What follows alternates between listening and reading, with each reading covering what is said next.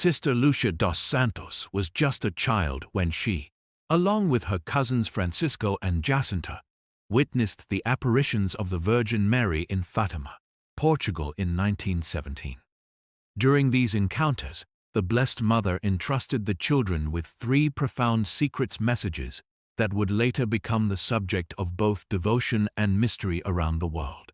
The first 2 secrets were eventually revealed in 1941, as requested by the local bishop. These messages spoke of a vision of hell, the call to repentance, and prophetic warnings about future global conflict, including the rise of atheistic communism and the outbreak of World War II. But the third secret was different. Sister Lucia hesitated to disclose it. She felt a deep sense of responsibility and wasn't sure if revealing it was truly in accordance with God's will. As a result, she chose to withhold it for a time. Then, in 1943, Sister Lucia fell seriously ill. Fearing that she might die before passing on the final message, the bishop urged her to write it down. With great reluctance, she complied, recording the secret and sealing it in an envelope. But there was a condition. The envelope was not to be opened until 1960. Lucia explained that by then, the meaning of the message would be clearer and more understandable. As the year 1960 approached, anticipation grew among the faithful. Many believed the third secret would be a message of global importance, possibly a warning or a prophecy for the modern church and the world. But when the moment arrived, the Vatican issued a brief and puzzling statement. They announced that it was most probable the secret would remain forever under absolute seal. No further details were provided, and the contents of the envelope remained hidden from the public. This unexpected decision caused confusion and frustration. For decades, speculation swirled. What could the message contain that made it so sensitive, so controversial, that the Church chose to keep it from the world? It wasn't until June 26, 40 years after the date Sister Lucia had originally specified that the Vatican finally released what it claimed to be the full third secret. According to the published text, the secret described a symbolic vision. The Holy Father making his way through a city in ruins, accompanied by bishops, priests, and other religious figures. They walked slowly and prayerfully up a steep mountain, passing by bodies and destruction. Upon reaching the top, the Pope is shot and killed by a group of soldiers. Then, angels gather the blood of the martyrs and offer it to God. The Vatican interpreted this vision as a reference to the 20th century persecution of Christians, and in particular, the attempted assassination of Pope John Paul II in 1981. According to this reading, the message had already been fulfilled and contained no further revelations for the future. Yet, not everyone was convinced. Critics and scholars questioned whether this was the entire message. They pointed out that earlier reports from church officials hinted that the third secret contained words from the Virgin Mary herself, something absent from the released vision. Others noted that Sister Lucia's own writings spoke of a coming crisis in the church, a diabolical disorientation, affecting even those in high places. None of that seemed to appear in the vision made public. To this day, some believe that the true content of the third secret has yet to be fully revealed, or that at least part of it remains undisclosed. Whether this is due to its sensitive nature, a fear of causing panic, or a desire to protect the Church from internal division, remains a matter of debate. Many of the doubts surrounding the Vatican's 2000 publication of the Third Secret of Fatima are rooted in the inconsistencies between what was released and what key figures close to the event had previously described. One of the most significant issues involves the physical format of the message. Sister Lucia reportedly wrote the third secret on a single sheet of paper. This detail was confirmed by Father Joaquin Alonso, the official archivist of Fatima for over 16 years. In his published research, he emphasized that Sister Lucia herself stated that the secret was written on one page only. However, the version released by the Vatican in 2000 consists of 4 handwritten pages, immediately raising questions. If Sister Lucia originally documented the message in a brief, single-page letter, how could the officially released version span multiple pages? The discrepancy suggests the possibility of a missing or alternate document, perhaps one still hidden, or one that was never intended for public release. Further compounding the mystery is the format of the original message. Several reports and testimonies indicate that the Third Secret was written as a personal letter addressed to the Bishop of Leiria, complete with Lucia's signature. Yet the text published by the Vatican lacks any such letter format, no salutation, no sign-off, no personal tone, just a stark and symbolic vision. This absence led many to believe that either the format was altered before its release, or that what was released was only a part of the full secret, perhaps the vision portion without the accompanying interpretation or message from Our Lady. So if the published vision wasn't the full Third Secret, what then is the content of the real message? Over the years, numerous respected clergy, theologians, and scholars, many with close connections to Fatima, and the Vatican have offered their insights based on what they were told or read firsthand. One of the most notable voices is Cardinal Mario Luigi Sciapi, who served as the personal papal theologian to 5 popes: John Roman XXIII, Paul Roman VI, John Paul I, John Paul Roman II, and even briefly for Pope Benedict Roman XVI. According to Cardinal Sciapi, the Third Secret foretold, among other things, that the great apostasy in the Church will begin at the top. That single line has echoed deeply among the faithful. If true, it suggests that the crisis described by Our Lady wasn't about global warfare or physical destruction, but rather a profound spiritual falling away, starting from within the leadership of the Church itself. Another key voice is Bishop Alberto Cosmi do Amaral, the Bishop of Leiria Fatima in the 1980s. In a public address in 1984, he plainly stated, "The secret of Fatima does not speak of atomic bombs, nuclear warheads, or intercontinental missiles. It concerns the faith." His words strongly reinforce the idea that the real warning in the Third Secret is not political or military. It is theological, centered on a loss of belief and fidelity within the Church.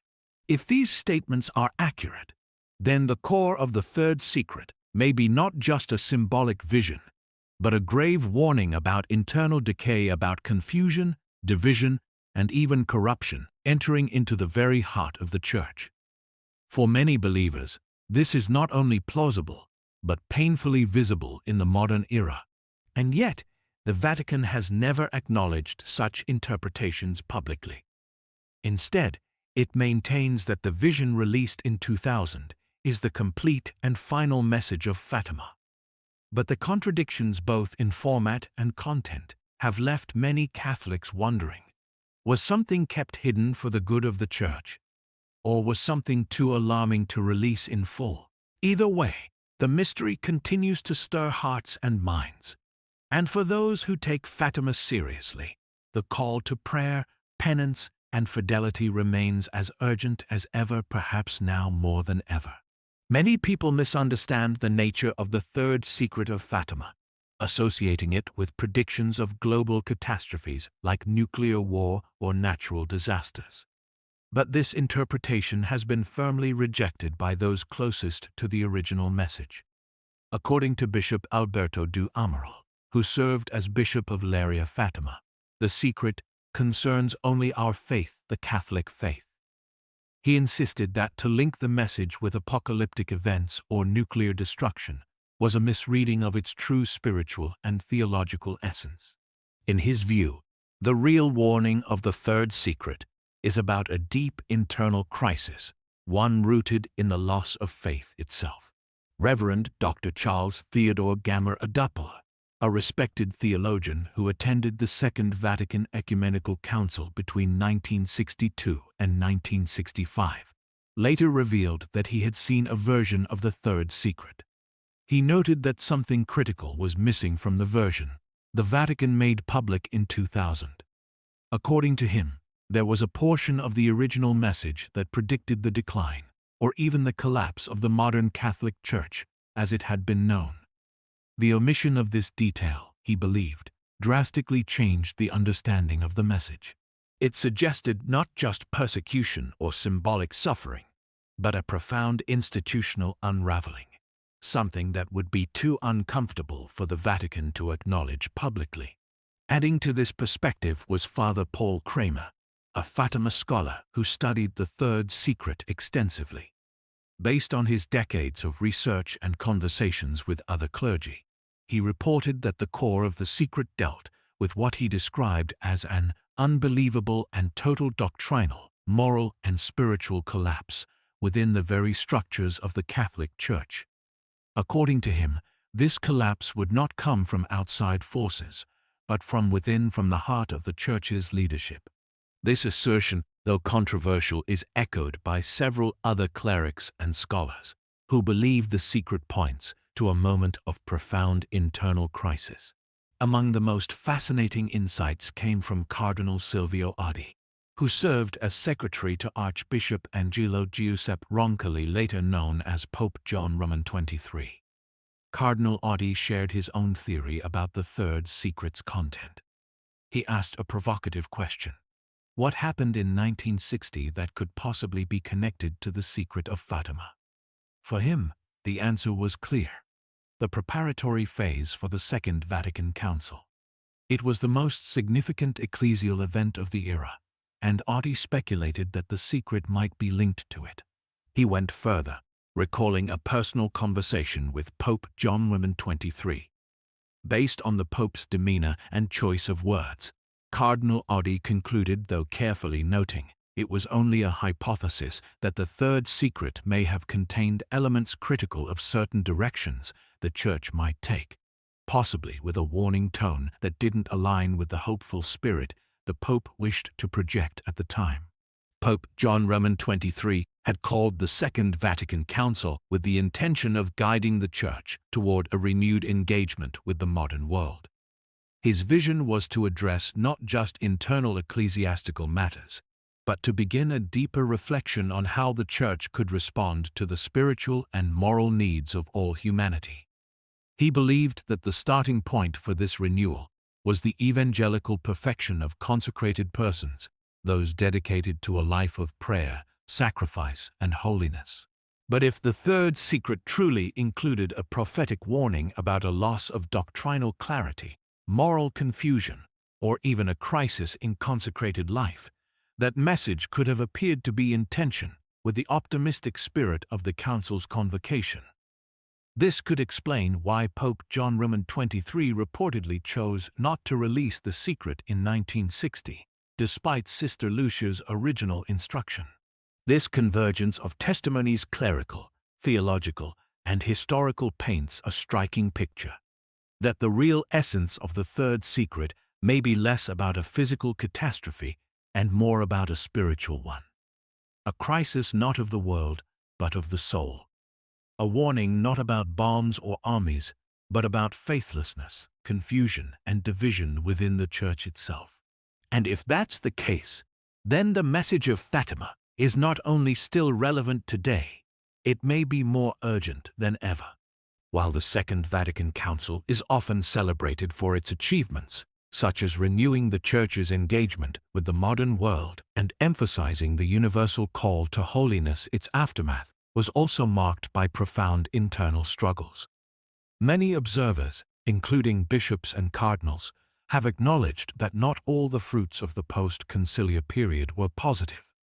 Some troubling developments unfolded alongside the Council's implementation, and these were not caused by the Council itself, but they coincided with it in unsettling ways. One of the most painful consequences was the mass departure of priests from the priesthood. It is estimated that tens of thousands, some sources cite up to 80,000, left their vocations during the decades that followed. This phenomenon created a deep sense of crisis within the Church. The loss wasn't just numerical, it was spiritual and emotional. communities lost their shepherds, families lost spiritual fathers, and the faithful were left asking how such a widespread collapse in vocations could occur during a time that was meant to be one of renewal. This internal pain was captured powerfully by Pope Paul Roman VI in 1968. In a moment of deep sorrow and urgency, he famously declared that the Church seemed to be undergoing a kind of auto-demolition. Speaking from the heart, he lamented that the smoke of Satan has entered the temple of God through some crack. These were not casual words. They reflected his conviction that a dark and destructive spirit had begun influencing parts of the Church from within, not through external persecution, but through confusion, rebellion, and spiritual disorientation. It was in this same context that Cardinal Silvio Oddi, a prominent Vatican figure and former secretary to Pope John XXIII, gave his own interpretation of the real message of the Third Secret of Fatima. According to Cardinal Oddi, the secret was never primarily about the conversion of Russia, as many had assumed. Instead, it addressed something far more unsettling, a revolution within the Catholic Church itself. Oddi stated that the Blessed Virgin Mary was warning the faithful about a coming apostasy, a falling away from true faith and doctrine, originating not from the outside world, but from within the heart of the Church. He argued that the many innovations introduced after Vatican Roman II, although not part of the Council's actual texts, created the impression of a rupture. Instead of authentic reform guided by tradition, some of these changes gave way to experimentation and liturgical abuse, which to many seemed to form a kind of internal revolution. This was not mere nostalgia for the past. It was a recognition that something profound had shifted. Reverence, discipline, and doctrinal clarity had, in many places, been replaced by ambiguity and fragmentation. For some, this shift was welcomed as liberation. For others, it felt like the foundations were being shaken. And so, the question remains, was the Third Secret of Fatima not a prediction of wars and political threats, but rather a heavenly warning of spiritual devastation, pointing to a crisis that would reach deep into the very structure of the Church? If that interpretation is correct, then what we are living through today may not just be part of Church history. It could be the very moment the Blessed Virgin tried to prepare us for. Reflecting on the timing of the Third Secret and the events that unfolded in 1960, Cardinal Silvio Oddi offered a striking insight. He pointed out that if we examine what was happening in the Church during that pivotal year, the very year Sister Lucia had specified for the revelation of the secret, one event stands out above all others: the announcement and preparation of the Second Vatican Council. There were no global wars breaking out, no nuclear disasters, no major political upheavals in the Catholic world at that moment. The most significant development was internal: the Church's decision to open itself to the modern world in what would become one of the most ambitious reforms in its history. According to Cardinal Oddi, this timing was no coincidence.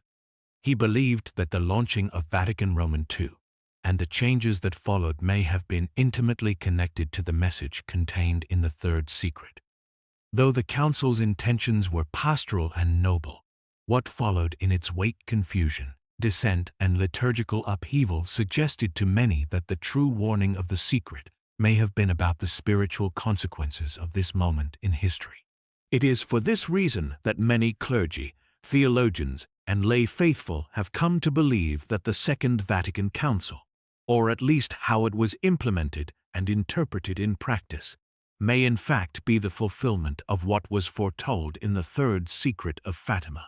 The Blessed Virgin's warning, in this view, was not about external threats to the Church, but about internal changes that would challenge her unity, her doctrine, and her identity.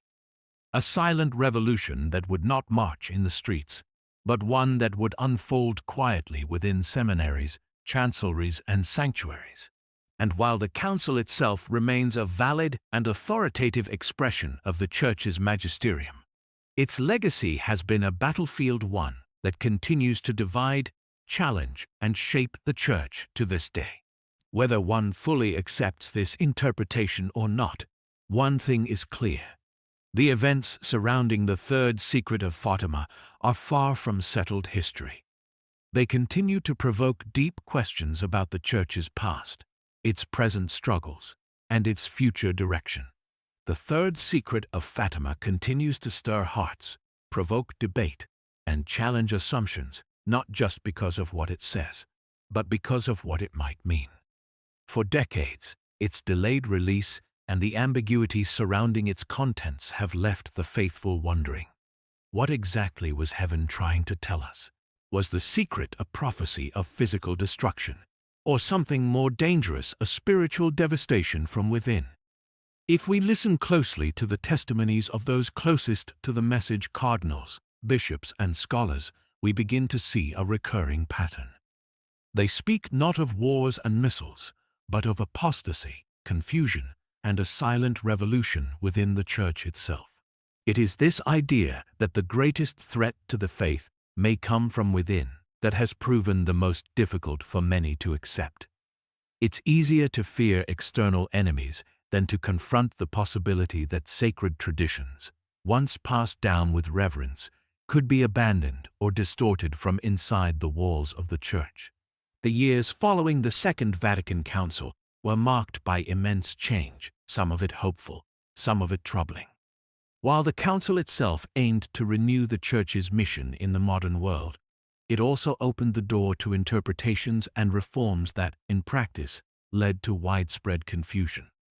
Liturgical norms were rewritten, centuries-old devotions fell out of use, and many faithful Catholics found themselves spiritually disoriented.